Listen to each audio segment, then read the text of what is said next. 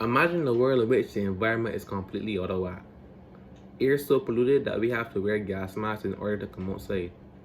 Not being able to come outside because of fear of acid rain. Hard life to imagine, right? Well, this could soon be reality if we don't find ways to overcome it. One way in which we can overcome it is by carpooling. No, not by driving your car into a pool. Carpooling is when you share a ride with someone who is going to the same destination as you. Carpooling is an easy and effective way of saving the environment. Some benefits of carpooling are you use less fuel, it reduces the number of vehicles on the road at once, and it reduces your carbon footprint. Did you know that approximately 40% of fuel consumption in large cities is related to transportation? 40%, that's almost half of the fuel consumption, and a noticeable amount of that fuel consumption is wasted due to traffic congestion. This is why transportation planners look for policies such as carpooling in order to save fuel and increase on energy efficiency.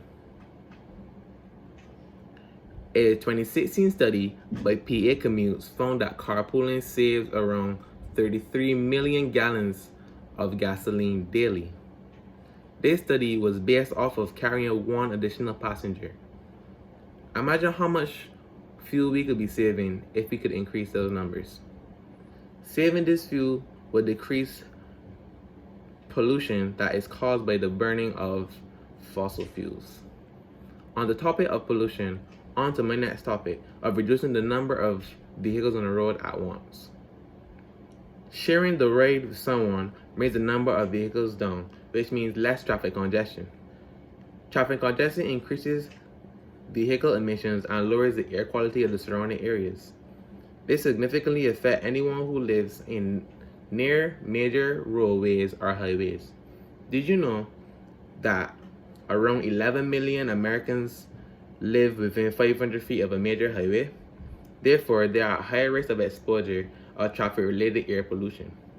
Air pollution is one of the leading causes of death and is responsible for 5 million deaths each year. Implementing carpooling can significantly decrease this number. Additionally, reducing the number of vehicles will cut down the need for parking. The less infrastructure we need, the better off the environment. I believe reducing the need for car parks will increase the land availability and better the environment. Parking lots accumulate a lot of pollutants, such as oil, grease, and heavy metals. These pollutants can run off into our waterways.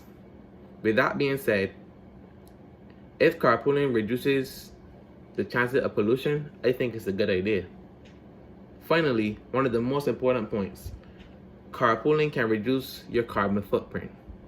Climate change, whether you believe it or not, has been negatively affecting the world for many years.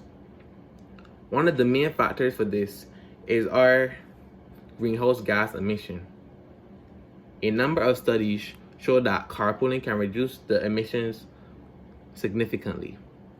A study by Jacobson and King estimates savings of 7.2 tons of greenhouse gases annually in the US by adding one additional passenger to every 100 vehicles. The same study estimates savings of 68 million for every 10 vehicles.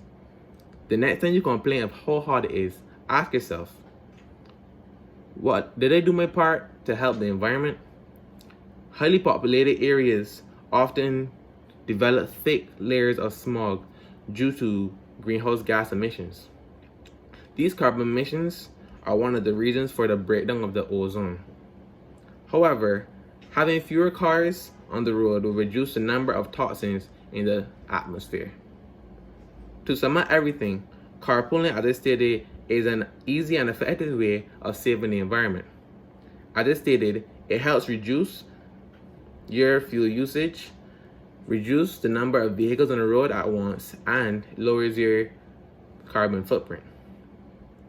As my speech comes to a close, I just want you to ask yourself, what am I doing for the environment? After listening to my speech, I hope your answer is implementing carpooling into my life so I can stop complaining about the heat.